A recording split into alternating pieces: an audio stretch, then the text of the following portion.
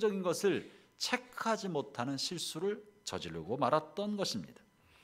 여러분, 사실 우리도요, 너무나 중요한 거고 당연한 것이기 때문에 당연하다고 생각했다가 잊어먹는 사례가 종종 있습니다. 아파트에 사시는 분들이 차를 운전하고 가시는 경우에 저도 종종 경험합니다만, 차를 몰려 지하 주차장까지 나갔다가 뭘 잊었다는 걸 알아요? 열쇠를 깜빡하고 자동차 열쇠를 갖고 오지 않고 내려왔다 돌아오는 사실들이 가끔 있습니다.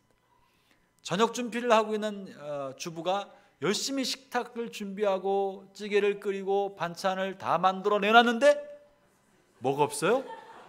밥이 없어요. 와, 이런 놀라운 공감을 자동차보다는 밥이 훨씬 더 공감이 되는군요. 밥이 없어. 반찬도 만들어 놓고 찌개도 다 끓여놨는데 이렇게 중요한 걸 빼먹을 때가 있는 거예요. 여행 계획을 다 세우고 공항에 갔는데 뭘 놓고 왔어요? 여권을 놓고 올 때가 있는 거예요. 설마 한 번도 생각하지 못했던 결정적인 것을 놓칠 때가 있습니다. 우리는 큰 돈과 정성을 들여서 성전을 건축하고 있습니다. 우리가 짓고자 하는 것은 다만 외관의 건물만은 아닙니다. 그런데 우리의 생각과 관심이 건물에만 가 있는 것은 아닌지도 모르겠습니다. 정말 우리에게 진짜 필요한 것은 잘 지어진 건축물만 아니라 그 건축물을 충분히 담아낼 만한 좋은 믿음의 공동체, 우리 자신이 하나님 앞에 쓰임받을 만한 사람으로 준비될 때에만 외관의 구조물은 의미 있고 가치 있게 쓰이게 될 줄로 믿습니다.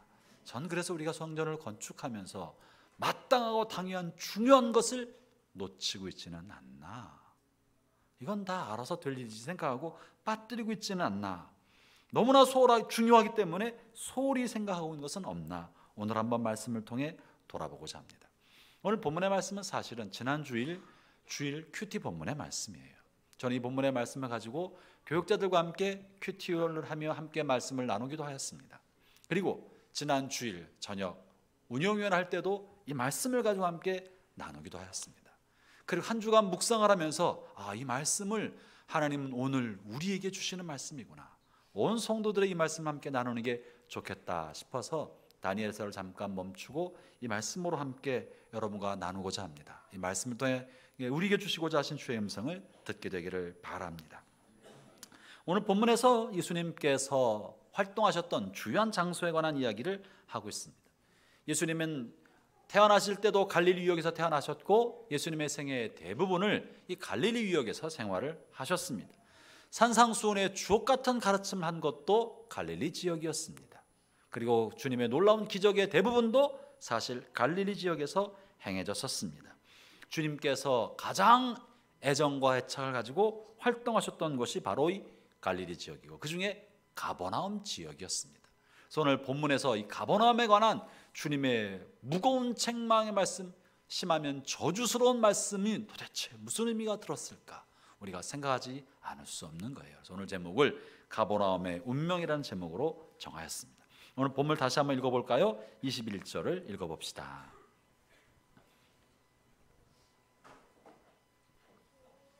21절 함께 읽겠습니다. 시작. 화 있을진저 고라세나, 화 있을진저 벳세다야, 너희에게 행한 모든 권능을 두로와 시돈에서 행하였다면 그들이 벌써 베옷을 입고 재앉아 회개했으리라. 벳세다야 고라세나 하는 것은 갈릴리 지역에 있었던 유대인들이 사는 마을입니다. 반면에 시돈과 두로는 이방인의 마을입니다. 유대인들의 마을의 진노의 말씀을 하시고 오히려 이방인들에 대해서는 칭찬의 말씀을 하고 있는 것처럼 들립니다. 여러분, 예수님의 제자들이 살았던 지역이 대부분 갈릴리라는 사실을 아실 거예요. 소수만 유대 땅에 살았고 대부분 갈릴리 지역에 살았습니다. 베드로와 그 형제 안드레, 빌립이 살았던 동네, 그들의 고향, 그들의 집이 있었던 동네가 어딘 줄 아십니까? 베드로와 안드레와 빌립이 벳세다 출신의 사람입니다. 마태복음, 요한복음 1장 44절 이렇게 기록합니다. 빌립은 안드레와 베드로와 함께 한 동네 벳세다 사람이다. 이들이 벳세다 출신의 사람이에요. 오늘 본문에 말하고 있는. 그리고 마가복음 6장 45절에서 말씀하시기를 예수께서 즉시 제자들을 재촉하사 자기가 무리를 보내는 동안에 배를 타고 앞서 건너편 벳세다로 가게 하시니. 주님은 그 동네 사람들을 불러 제자로 삼으셨고 그 동네에 빈번히 가셔서 그쪽에서 말씀을 전하시고 기적도 행해 주셨던 것입니다. 적지 않은 예수님의 제자들이 그 인근의 사람이었던 것이에요. 뿐만 아니라 여러분, 예수님께서 어린 시절을 살았던 동네가 어디죠? 처음 교회 나오신 사람처럼 앉아 계셔요. 예수님이 어린 시절 살았던 동네가 어디예요? 나사렛 지역이잖아요. 그죠? 예수님 나사렛 출신의 사람이에요. 그래서 나사렛 예수다라고 불리우셨죠. 그런 예수님께서 공생애를 사시면서 하나님의 복음을 전파하고 세상을 구원하기 위한 공생애의 삶을 사실 때는 나사렛을 떠나서 이 지역에서 사셨습니다. 혹시 어딘 줄 아시나요? 못 들어보셨나요? 가나다라에 나오는 거예요. 태어나기는 나사렛에 태어나셨지만 살기는 가버나움에 사셨어요. 예수님은 공생의 대부분의 시간 천국 복음을 전파하며 놀라운 사역하셨을 때 살았던 지역은 가버나움이었습니다. 마태복음 4장 13절에 이렇게 말씀합니다. 나사렛을 떠나 스불론과 납달리 지경 해변에 있는 가버나움에 가서 사시니. 예수님은요, 복음을 전하실 때는 나사렛을 떠나오셨어요. 동리 땅을 떠나서 가버나움 지역에 집을 얻어서 거기서 생활하셨습니다. 마가복음 9장 33절에서도 가버나움에 이르러 집에 계실새 제자들에게 물으시되. 가버나움 예수님의 집이 있으셨어요. 거기에 제자들 불러놓고 거기서 복음을 가르치고 또 기적을 행하시고 회당에 또 들어가셔서 말씀을 전하신 일을 하셨던 것이죠. 그렇기 때문에 가버나움 지역은 예수님의 특별한 애정이 있는 지역입니다. 가장 많이 복음을 전하신 곳이기도 하였고 가장 많은 능력을 행하셨던 곳이기도 하셨던 것입니다. 그런데 그렇게 애정을 가지고 사셨던 가버나움 지역에 하셨던 주님의 말씀은 대단히 우리를 당황스럽게 만드는 거예요. 23절 같이 읽어봅시다. 시작. 가버나움아, 네가 하늘에까지 높아지겠느냐? 음부에까지 낮아지리라. 네게 행한 모든 권능을 소돔에서 행하였더라면 그 성이 오늘까지 있었으리라. 내가 너희에게 이르노니 심판날에 소돔 땅이 너희보다 견디기 쉬우리라 하시니라. 도대체 이게 무슨 일일까? 주님께서 그토록 애정을 가지고 돌봐주셨던 동네 가버나움에게 이 엄청난 저주의 말씀하신 이유가 뭘까요? 도대체 문제가 뭡니까? 그토록 애정을 가지고 사셨고 복음을 전하셨고 많은 권능을 행해 주셨는데 또 적지 않은 사람들이 가버나움 지역에서 주님을 따르기 시작했습니다. 백부장의 종이 병들었던 지역이 가버나움입니다. 그 속에서 백부장의 하인을 고쳐주었고 수많은 병자들을 고쳐주었고 적지 않은 무리가 예수님을 따랐던 것입니다. 그런데 뭐가 문제입니까?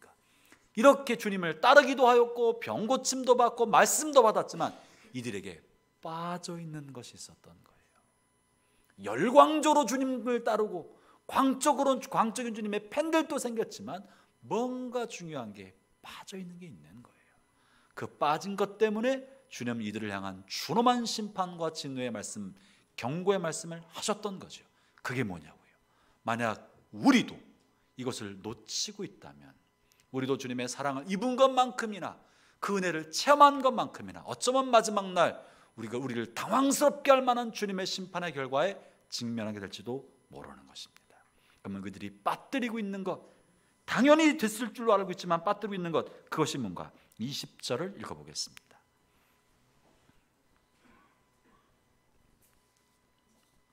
시작. 예수께서 권능을 가장 많이 베푸신 고을들이 회개하지 아니하므로 그때 책망하시되. 뭐 때문에 책망하셨다고요? 회개하지 아니하므로. 회개하지 아니하므로. 이 사람들이요, 많은 사람이 예수님을 따라다녔습니다. 수많은 군중이 여기로부터 나왔고 제자들도 여기서부터 나왔습니다. 그런데 그들이 빠뜨린 게 있었는데 회개치 아니하므로 주님께서 그들을 책망하시고 마지막 때 준엄한 심판이 있을 거라고, 차라리 소돔성보다도 못할지 모른다고 책망을 하셨던 것입니다. 그리고 23절에 특별히 가버나움에 관해서 이렇게 말씀하셔요. 가버나움아 내가 하늘까지 높아지겠느냐 음부에까지 낮아지리라. 가버나움이 주님이 머물었던 동네고 가장 많이 주님의 복음의 말씀을 들었고 생명의 말씀을 들었고 은혜를 체험하고 능력을 체험하고 권능을 체험하고 많은 사람들이 주님을 쫓았기 때문에 그들은 마음에 생각하기를 영적인 면에서 여러모로 우쭐한 우월감을 가지고 있었던 거예요. 신앙의 우월감. 예수님이 여기 사셨다, 여기서 많은 예수님이 기적을 행하셨다, 많은 제자들이 이곳에 나왔다는 우쭐한 신앙의 우월감을 가지고 있었기 때문에 네가 하늘까지 높아지겠느냐? 천만의 말씀이다. 너는 가장 낮은 음부의 밑바닥까지 떨어질지도 모른다. 두려운 마음으로 회개치 아니하면 이런 일이 있을 것이라고 말했던 것이죠. 다시 말하면 주님께서 보시는 것은 우리의 신앙이 얼마나 많이 열심히 있나, 얼마나 많은 능력과 기적을 체험했나, 하나님의 말씀 얼마나 잘 들었나, 훈련받았나, 얼마나 많이 우리가 하나님 앞에 드렸나, 이것이 아니라 우리의 마음이 얼마나 하나님 앞에 겸손한가, 우리 하나님 앞에 어떤 마음으로 살아가는가, 이것이 훨씬 더 가치 있는 거예요. 내가 주님 앞에 했던 일 때문에, 내가 주님으로부터 얻은 체험 때문에, 내가 주님으로 말미암아 이룬 업적 때문에 우쭐거리고 있다면 어쩌면 우리의 운명은 가버나움처럼 될 줄도 모른다는 것입니다. 그것이 가버나움의 운명이었던 거예요. 지난 주일날 이 말씀을 함께 나누면서 저는 우리 교육자들과 함께 나누면서 누가 우리 온 교인들 중에서 가버나움에 해당할까? 누가 가장 많은 은혜를 받은 사람이고 권능을 경험한 사람일까? 아무리 생각해봐도요, 제가 그래요. 제가 제일 많이 은혜를 받은 사람이에요. 주의 말씀을 늘 접한 사람이에요. 날마다 아침마다 주님으로부터 말씀을 공급받고 은혜를 공급받고 생명의 능력을 공급받고 주님의 무한한 권능을 경험하는 사람이에요. 우리 교육자들이 그런 사람이에요. 그렇게 저 앞에 경험하고 결단했기 때문에 우리의 인생을 주님께 던지기로 하고 그런 삶을 살아가고 있습니다. 그런데 우리 목회자들이 나는 거예요. 우리가 우쭐하고 교만하고 우리의 삶에 부딪히는 수많은 문제와 일들을 소홀히 여기고 회개치 아니하고 그저 내가 목사다, 사역자다, 주의를 한다, 그것에 안주하고 있다면 어쩜 우리가 하나님 앞에 가버나움의 운명처럼 처할 수 있을 수 있다고 그 말씀을 나누었습니다. 그 다음에 또 누가 그럴까요? 교회 중진들이 그럴 수 있는 가능성이 있는 거예요. 그래서 운영위원들도 똑같이 나눈 거예요. 신앙생활하면서 어린 시절부터 열심히 주를 위해 살아봤고 많이 헌신하고 많이 배우고 훈련받았기 때문에 주를 위해 무언가 해왔기 때문에 나는 좀 신앙적으로 영적으로 이 정도 돼 있다, 사람들도 나를 그렇게 인정해 준다 하는 사람들이 가버나움 같은 사람이 될 수 있는 가능성이 있는 것입니다. 어떤 교회가 그럴까요? 그저 명목적인 신앙인들이 가득 찬 교회, 주일만 예배드리고 사라지고 그저 기복 복 달라고 하는 그런 교회? 아니면 훈련받았습니다, 내가 주를 위해 쓰임받기를 원합니다, 내가 주님 나를 써주십시오 하고 전적으로 주님을 향해 헌신적인 마음으로 달려가는 그 교회가 가버나움의 가능성이 많겠습니까? 그저 주일 한 번만 예배 참석하고 흩어져 사라져버리는 그런 교회가 가버나움이 될 가능성이 많겠습니까? 어쩌면 헌신적으로 주를 위해 살겠다고 몸부림쳐왔던, 그리고 주를 위해 쓰임받고자 하는 교회일수록 가버나움 같은 운명이 될 가능성이 많은 것이에요. 사랑하는 형제자매 여러분, 우리는 지난날 주님으로부터 말로 할 수 없는 은혜를 입은 사람들이고 그러한 교회입니다. 그렇지 않습니까? 우리는 주님으로부터 말로 할 수 없는 은혜를 입은 교인들이에요. 말씀의 은혜를 체험했고 성령의 능력을 체험했고 주님을 향해 헌신하는 것이 얼마나 가치 있는 줄 안 교회입니다. 그리고 열방을 향해 복음을 전파하고 한국에서 부흥과 영적 부흥의 모델이 되고 제자훈련의 모델이 되기 위하여 앞장서 달려가면서 나를 따르라, 교회들이여 나를 따르라, 한국 교회를 깨우겠다는 생각을 가지고 달려왔던 특별한 교회 중에 하나입니다. 물론 우리 교회만 그런 건 아닙니다만 우리도 그런 의식을 갖고 달려왔던 교회 중에 하나입니다. 우리는 주님의 권능과 주님의 사랑을 경험한 교회입니다. 말씀의 능력을 경험한 교회입니다. 그런데 우리의 모습은 어떠합니까? 우리의 모습은 어떠합니까? 사랑하는 형제자매 여러분, 여러분은 하나님의 사랑을 받으신 분들이십니까? 하나님의 사랑을 경험하셨습니까? 자신 없는 건 뭐죠? 하나님 사랑 경험하셨습니까? 주의 말씀을 믿습니까? 주님께서 여러분에게 수없이 많은 주옥 같은 말씀으로 도전하셨고, 말씀으로 찾아오셨고, 말씀으로 우리의 삶을 변화시켜 오신 게 맞습니까? 아멘, 아멘. 틀림없는 일입니다. 우리는 말씀도 경험했고 은혜도 받은 사람들입니다.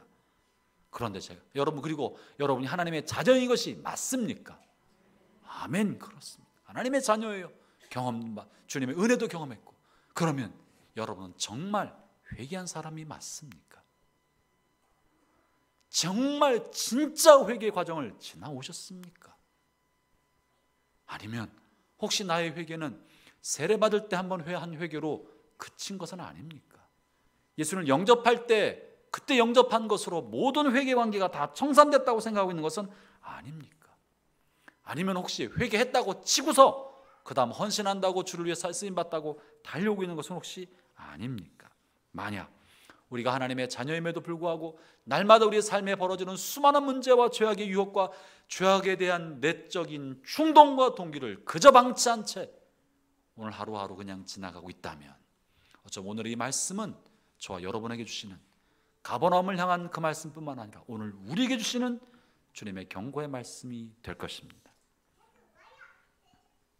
만약 우리가 회개치 않는다면 우리도 가버나움의 운명에 처하게 될 것입니다.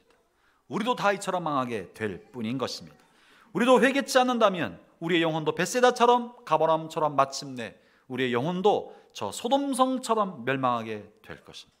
여러분, 다른 길은 없습니다. 왜 가버나움을 향하여 주님 왜 굳이 가버나움의 이름을 들어서 이런 준엄한 책망의 말씀을 하셨을까? 그토록 애정을 가졌던 동네였는데 사랑하는 만큼 더 하나님은 준엄한 요청을 하고 계시는 거예요.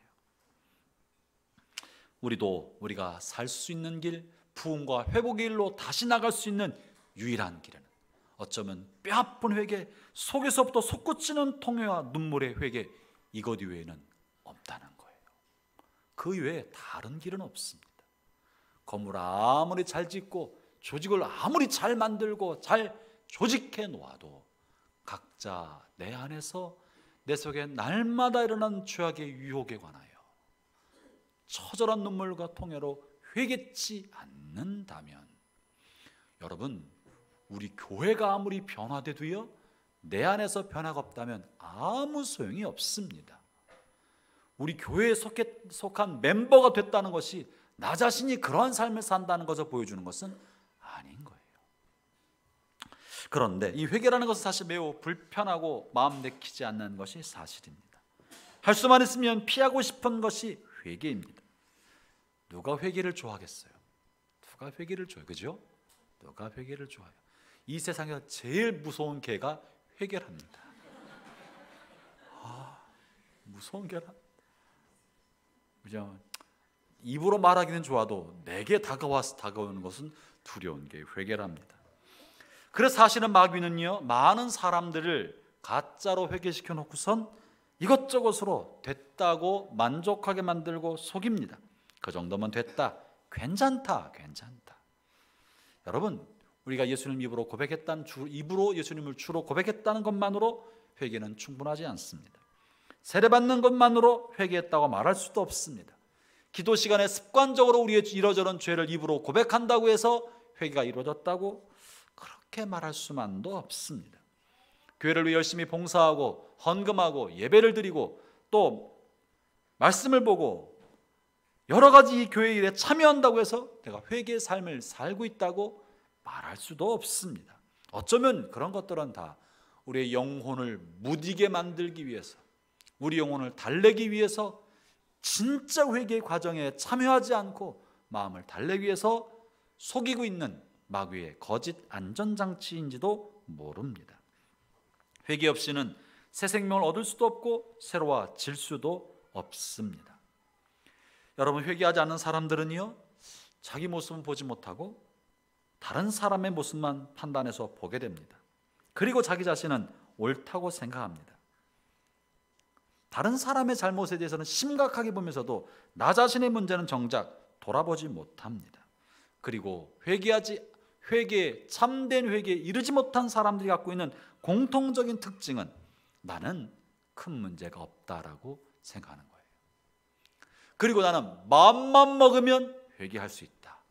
내가 마음만 먹으면 나는 할 것이다 라고 스스로 착각한다는 거예요. 근데 그 마음을 안 먹어요. 그러나 정직하게 말하면요, 마음을 먹어도 이루어지지 않습니다. 여러분, 마음을 먹는다고 회개가 되는 게 아니에요. 회개는 성령의 일입니다.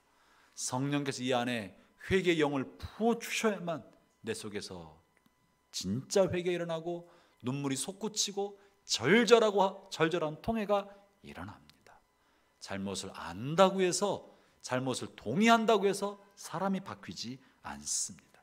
근데 문제는 진짜 참된 회개에 이르지 못한 사람은요, 이렇게 성령께서 내게 오셔서 회개의 영을 부어달라고 하는 간절한 마음마저도 없다는 거예요. 그래, 이 정도면 됐다, 나는 마음만 먹으면 언제든지 할 수 있다 라고 하는 자기 위안에 빠져 있는 것입니다. 그러나 사람은 결코 자기 스스로를 바꾸지 못합니다. 성령으로 말미암지 않고는 그 누구도 자신을 바꿀 수 없습니다.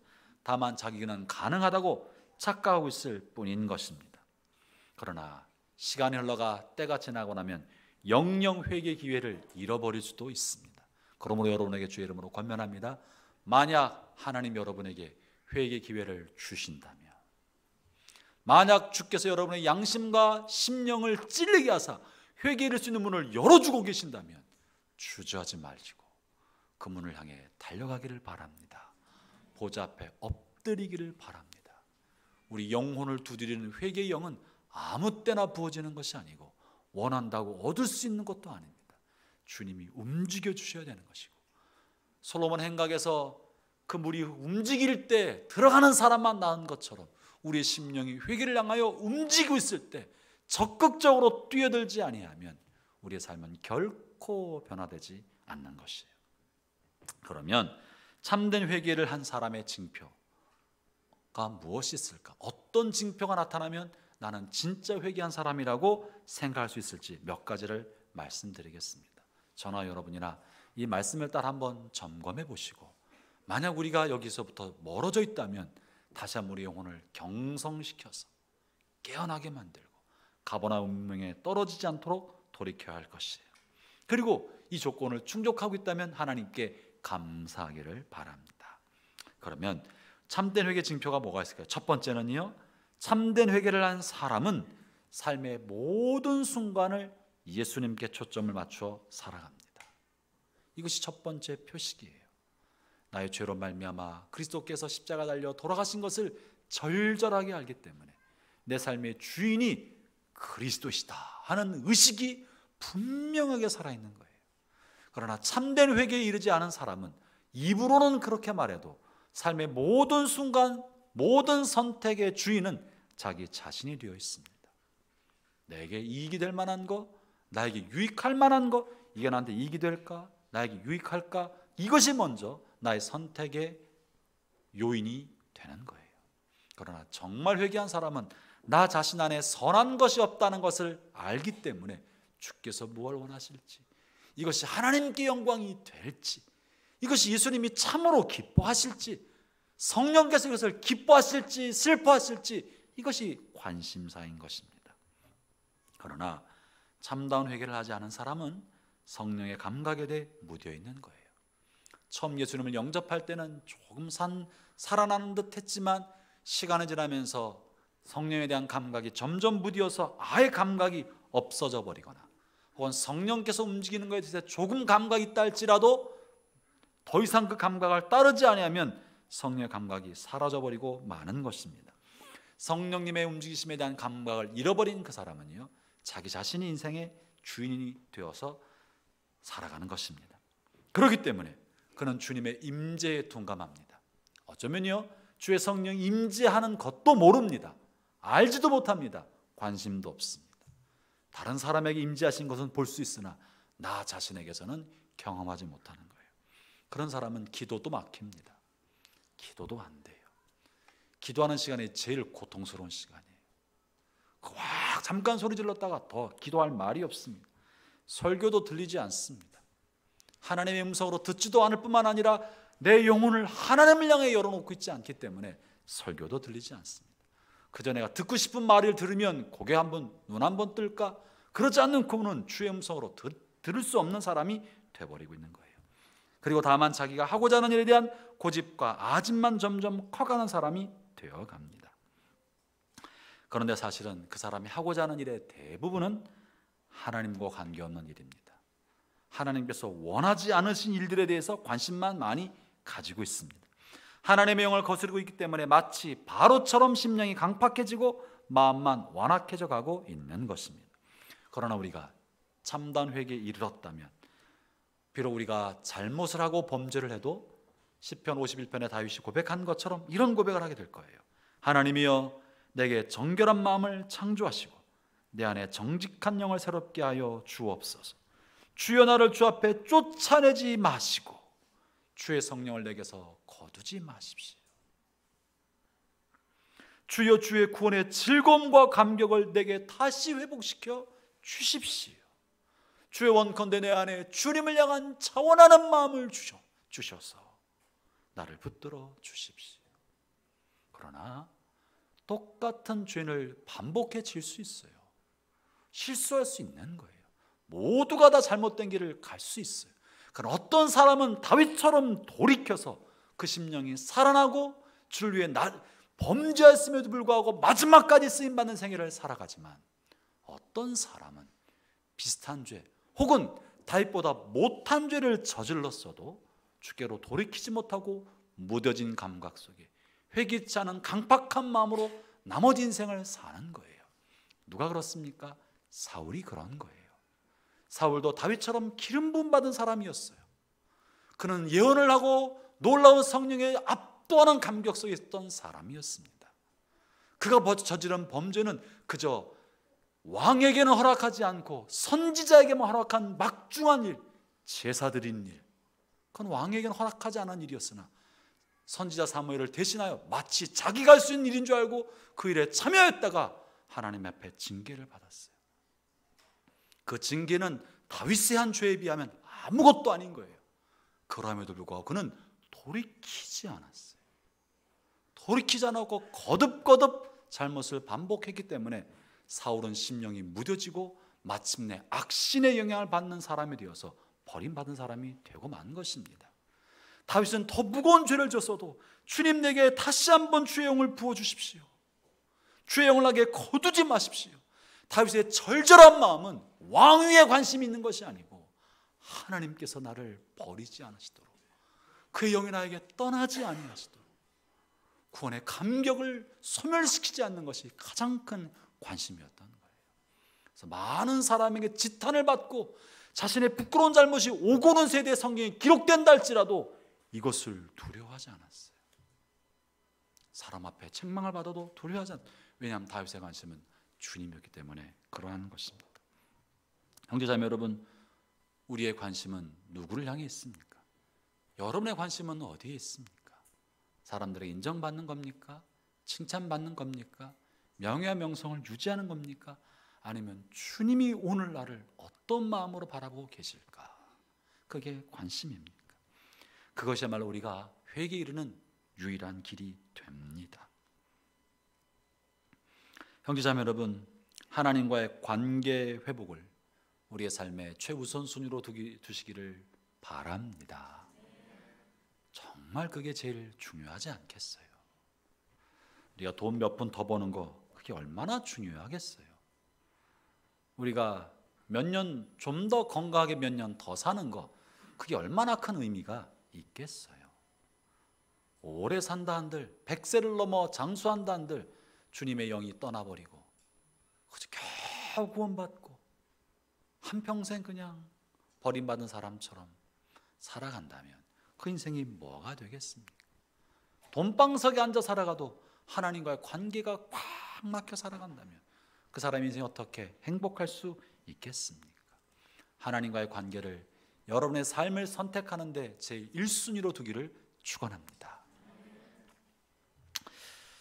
하나님과 관계보다 더 중요한 것은 없습니다. 그런데 정작 하나님 앞에 은혜 받는 시간에 대해서는 인색한 사람들이 너무나 많습니다. 주님과의 관계가 우선순위라고 말하면서도 하나님께 우리의 삶을 드리고 시간을 내는 데는 인색합니다. 금요 부흥 예배, 새벽 예배, 주님 앞에 엎드려 드릴 수 있는 그 시간에 왜 그렇게 인색합니까? 주님과의 관계가 나에게 삶의 최우선이라면 금요 기도에 나와서 기도하고 말씀 받고 붙드는 거 없고 한번 쫙 외치고 기도하는 그 시간을 도대체 무엇으로 바꿀 수 있습니까?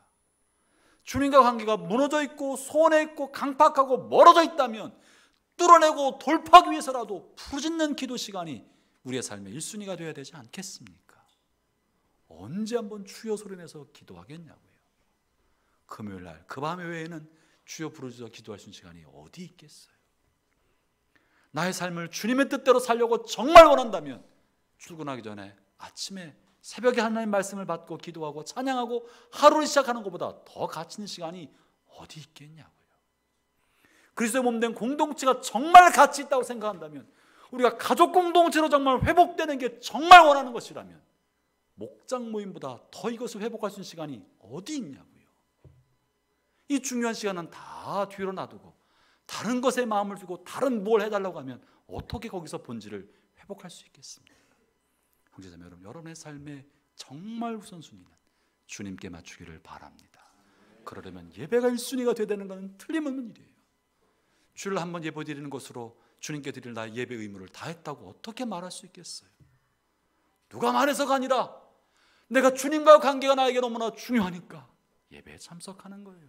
금요 예배에 나오는 거고 새벽을 두드리는 것이고 목장 모임을 사모하는 거예요. 그것이 우리의 삶이 무엇을 중요한지를 보여주는 것입니다. 두 번째, 참으로 회개한 사람은 모든 사람들과 화평하게 살고자 하고 거룩한 삶을 살고자 합니다. 다른 사람과의 관계를 화목하고 화평하게 하는 것, 자신의 삶을 거룩하게 하는 것이 참된 회개한 사람의 두 번째 표식입니다. 그리고 이것이 주님께서 기뻐하는 일이라는 것을 잘 알고 있습니다. 히브리서 12장 14절 15절 이렇게 말씀하십니다. 모든 사람과 더불어 화평함과 거룩함을 따르라. 이것이 없으면 아무도 주를 보지 못하리라. 너희는 하나님의 은혜에 이르지 못하는 자가 없도록 하고 또 쓴뿌리가 나서 괴롭게 하여 많은 사람들이 이로 말미암아 더럽게 되지 않게 하며. 주님을 볼 수 있는 길이 뭔가? 주님의 임재 안에 나가서 주님의 임재 속에 주님과 깊은 사귐을 갖는 비결이 뭔가? 모든 사람과 더불어 화평함과 거룩함을 좇으라고 말하고 있는 거예요. 형제자매 여러분, 원망과 시비 없이 살기를 축원합니다. 공동체 안에서 다툼과 원망과 시비를 없이 하고 모든 사람과 더불어 화목하고 화평하고 좋은 관계를 갖고 사랑과 나눔과 섬김의 관계를 갖는 것이 주님과의 건강하고 바른 관계를 갖는 길이고, 그것이 회개의 열매입니다. 회개치 않는 사람은 마음에 쓴뿌리가 생기는 거예요. 원망과 쓴뿌리가 생겨요. 참으로 회개한 사람은 누구와도 원만하고 화평한 관계를 갖지만, 회개치 않은 사람은 원망이 있어요. 쓴뿌리가 있어요. 이 원망과 쓴뿌리는 상처에서 온 거예요. 다른 사람으로부터 받은 상처, 어렸을 때부터 받은 상처, 이러저런 공동체 활동 속에서 교회 안에서 이러저렇게 받은 상처가 마음에 쌓여있기 때문에 다른 사람과의 관계를 잘 갖지 못해요. 불편해요. 누구는 싫은 거예요. 어떤 유형의 사람과 화가 나는 거예요. 충돌이 생기는 거예요. 원망이 자꾸만 일어나는 거예요. 그런 마음의 쓴뿌리는 그 사람 자신의 마음을 괴롭게 하고 자신의 영혼을 피폐하게 만들 뿐입니다. 그리고 피폐해진 영혼은 틀림없이 영혼의 더러운 죄악으로 흘러가게 되어 있습니다. 마음의 상처 때문에 그래요. 마음이 공허하고 외롭고 허전하니까 육신의 쾌락과 말초신경 자극할 만한 다른 것을 찾는 거예요. 하나님 앞에 허전하고 공허한 심령이 무언가는 채우고 싶은데 주님의 은혜로 안 채워지고 관계하기 어려우니까 뭔가 헛헛한 잘못된 세상의 쾌락과 정욕으로 채워가게 하려는 것입니다. 형제자매 여러분, 그렇기 때문에 우리의 주변 성도들과 원만하고 화평한 관계를 갖는 것은 성령의 열매입니다. 회개의 열매인 것입니다. 쓴뿌리는 다른 사람과의 관계에 악영향을 주어서 관계를 파괴합니다.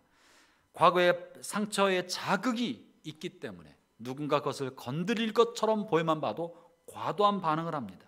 민감하게 반응하고 방어 기제를 하고 심지어 방어하는 태도가 공격적인 모습으로 나타나서 관계를 파괴하는 거예요. 그래서 아무것도 아닌 일인데 자주 다투는 겁니다. 싸움이 많은 거예요. 논쟁적이 되고 주변 관계가 원만하지 못하게 되는 거예요. 이 모든 것은 마음에는 상처로 말미암은 쓴뿌리 때문에 그렇습니다. 이 쓴뿌리가 해결되지 않으면 괴롭게 되고 자기 안에 있는 쓴뿌리는 다른 사람도 괴롭혀서 많은 사람으로 말미암아 더럽게 된다고 히브리서가 말하고 있는 것입니다. 형제자매 여러분, 어떻게 우리가 이것을 쓴뿌리를 캐낼 수 있습니까? 먼저는 깊은 회개에 나가는 것밖에는 없습니다. 내가 하나님 앞에 처절하게 회개하여야만 다른 사람을 향해서도 용서의 마음을 가질 수 있어요. 목사님, 이건 내 잘못이 아닌데요, 그 사람 때문에 그 인간이. 아니요, 내게도 있는 거예요. 내 자가 다 깨졌다면 사실 아플 일도 없어요. 나도 안 깨지고 있으니까 나에게 뭘 하는 다른 사람의 이야기에서 나도 아픈 거예요. 내가 먼저 하나님 앞에 철저히 깨어지고 부서지고 낮아지면, 회개하면 나를 아프게 한 사람에 관해서도 용서할 수 있는 마음을 갖게 되는 거예요. 그러나 용서치 않은 것이 쓴뿌리가 되어서 계속 관계를 어렵게 만드는 것입니다. 세 번째, 회개한 사람의 세 번째 특징은 깨끗한 심령을 유지한다는 사실입니다. 마치 그 사람의 마음속에 남아있는 죄와 죄의 찌꺼기가 마치 신발 속에 있는 작은 모래알 돌멩이처럼 그의 마음을 계속 불편하게 만드는 거예요. 깨끗한 영혼을 가진 사람은 자기 안에 나쁜 동기와 죄의 찌꺼기나 죄의 무언가 흔적이 남아있을 때 신발 밑에 돌멩이가 있어서 걸어가는 사람처럼 불편하고 고통스럽고 아픈 거예요. 그래서 반드시 오래가지 않아서 신발을 벗어서 털 수밖에 없어요. 너무 고통스러우니까. 형제자매 여러분, 회개의 증표는 내 안에 있는 작은 잘못이라도 나쁜 동기라도 너무 불편하게 여기고 빨리 털어버리고 싶은 마음을 갖는 거예요. 죄가 없는 사람이 어디 있습니까? 마음에 악한 동기와 이기적인 동기가 없는 사람이 세상에 어디 있겠습니까? 누구나 다 있습니다. 루터가 말한 것처럼 지나가는 새가 머리 위에 둥지를 투르게 할 수는 없으나 지나가는 새가 머리 위로 날아가는 것은 아무도 막을 수 없듯이 우리 안에 온갖 죄의 유혹이 스쳐 지나가는 것은 다 있는 일이에요. 그것이 계속 자라도록 내버려두고 있다면 내 심령은 무뎌지고 양심은 강팍해져 있어서 발견하지 못하는 거예요. 형제자매 여러분, 여러분의 심령과 양심이 예민하기를 바랍니다. 신발 밑에 돌멩이가 있을 때 불편한 것처럼 지극히 작은 것에도 예민하고 민감해서 빨리 털어버리고 싶은 마음을 갖게 되기를 바랍니다. 그게 살아있는 양심이고 살아있는 영혼인 것입니다. 그렇기 때문에 오늘 이 회개치 아니하면 너희도 다 망할 것이다, 이 말을 가버나움에게 하신 것은 가버나움을 미워해서 그런 것이 아닙니다. 애정이 많기 때문에, 더 많이 사랑하니까, 가버나움에 대한 기대가 크기 때문에 그런 말씀을 하신 것입니다. 저 오늘 우리 교회에게 지난주일 큐티 말씀 받으면서 이 말씀을 주신 까닭은 하나님 우리 교회를 살리시고자 하는 뜻이 있어서 그런 줄로 믿습니다.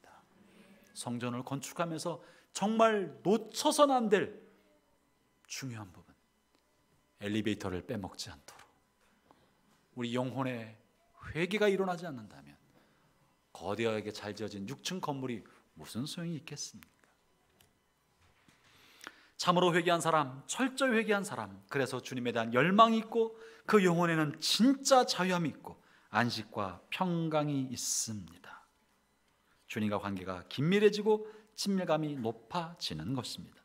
사랑하는 형제자매 여러분, 이제 여러분 자신을 말씀으로 돌아보십시오. 여러분의 선한 양심은 여러분을 향해 무엇이라고 말하고 있습니까? 여러분이 교회 사고 있는 일에 관하여 여러분의 선한 양심은 여러분을 칭찬하고 있습니까? 여러분이 가정에서, 회사에서, 사회에서 하고 있는 일들에 대해서 여러분의 선한 양심은 평안하십니까? 만약 여러분의 양심이 여러분을 고발하고 책망하며 찌르고 있다면 점검해야 합니다. 돌이켜야 합니다. 누가 뭐라고 해서가 아니라 내 안에는 선한 양심과 성령이 거하시는 심령이 내게 말씀하신 바에 따라 우리의 삶을 바꿔가야 합니다.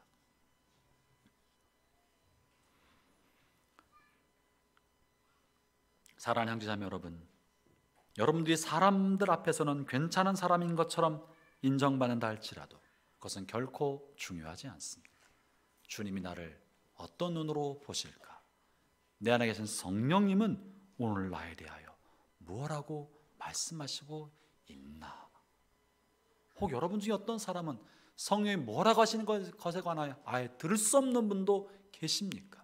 그렇다면 여러분의 선한 양심이 뭐라고 말씀하고 있는지를 점검하기를 바랍니다. 형제자매 여러분, 깨어나십시오. 잠자고 있는 양심과 성령께서 거하시는 심령이 깨어나게 하십시오. 예배의 자리를 결코 소홀하게 여기지 마십시오. 예배의 자리를 사모하십시오. 그것이 하나님과의 관계를 회복할 수 있는 길입니다. 기도의 자리를 사모하십시오. 매일같이 말씀 읽고 먹는 일을 결코 소홀히 여기지 마십시오. 또한 여러분에게 말씀에 꼴을 먹이는 이들을 가볍게 여기지 마십시오. 그래야 우리가 살 수 있습니다. 재직된 여러분, 재직이 됐는데 말씀의 꼴을 먹지 않고 예배의 자리를 등한시한다면 어떻게 우리가 주의 몸된 교회를 섬길 수 있겠습니까? 재직은 등급 따는 것이 아닙니다. 섬기라고 주었는데 내 안에 말씀도 없고 성령의 교통함도 없다면 어떻게 우리가 교회 몸된 교회를 섬길 수 있겠습니까? 제일 먼저 예배와 기도가 회복되기를 바랍니다. 그것이 회개, 참담 회개에 이르는 길입니다. 저는 이 한 주간 또 재직 수련을 앞두고 온 성도들이 우리 안에 주님과의 관계가 마음 깊은 것으로부터 뼛속에서부터 회복되기를 바랍니다. 그럴 때 우리의 심령은 말할 수 없는 자유와 벅찬 감격 속에 우리의 삶을 살게 될 것이고 주님 우리를 바라보실 때 기뻐하실 줄로 믿습니다. 이 한 주간 주님과의 관계가 깊어진 한 주 되기를 주의 이름으로 축원합니다. 기도하겠습니다.